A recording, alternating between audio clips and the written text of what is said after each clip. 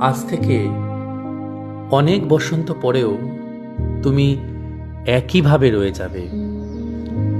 স্বাধীনতার পরবর্তী সময় হতে মূলত উদ্বাস্তু অধ্যুষিত এই গঞ্জ অঞ্চলে তোমার আলো বৃহৎ অংশের ছাত্রজীবন ও সমাজ জীবনকে উন্নত করেছিল। তুমি ৭৫ বছর যাবৎ তৈরি করেছ স্মৃতির ইরামত। সেই স্মৃতির সারণীতে আমিও ছিলাম। ১ দশক সময় আনাগোনা আমারও ছিল।